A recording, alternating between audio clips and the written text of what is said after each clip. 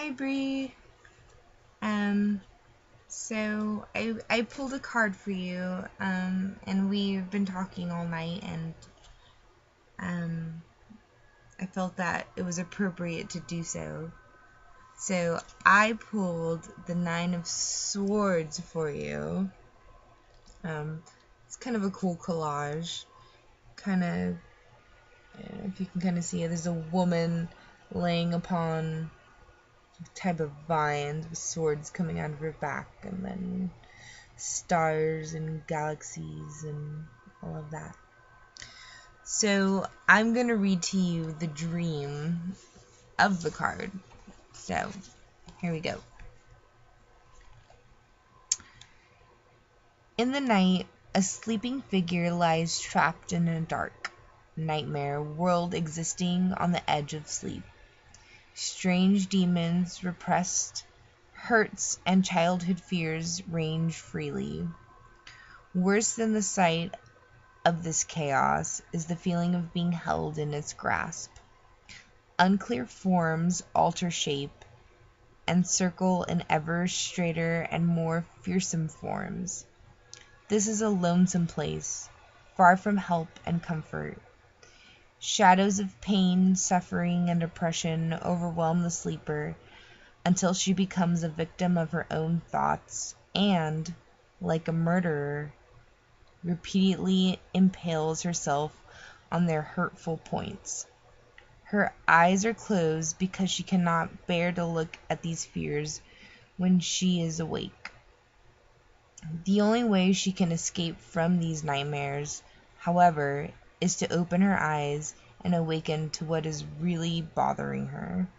She must confront it in a broad daylight. No matter that there may be representations lost, false friends discovered, over the most unpleasant of feelings set loose. The alternative is torment. Then there's the awakening, which is kind of like a sort of like a ritual that you could do, or just kind of like the realization of what the card means. Whatever, yada yada yada. In darkness, personal demons seem longer than ever. The monsters must be met, identified, and fought in order to free yourself. Sometimes just admitting that such things exist may be all the knowledge necessary for your escape. If, as in a terrible dream, fears and frightening projections are not confronted, they may overwhelm you. Unchecked, they may even make you ill. And then there's the enchantment. And the enchantment just basically gives you the release of what it is the card is telling you. This gets a little like witchy and bourgeois, but I mean, you can do it if you want. If not, I think the card itself just kind of gives you an idea of what's going on. It's a reflection of what's going on in your life.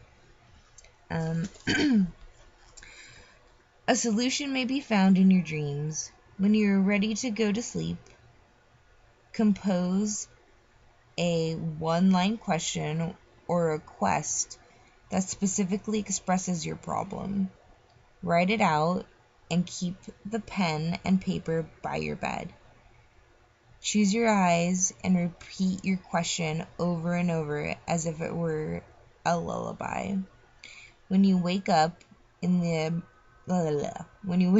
morning, remember what you can of your dreams and write it down without judgment. Your answer will be there. If later, you can read what you have written with an open mind and open eyes. I love you, Bree. We all go through really hard shit, and it passes. And life is like a constant tidal wave, and you like go up these tidal waves, and then you come down, and you go up again, And when you're on top of the wave, you ride it hard.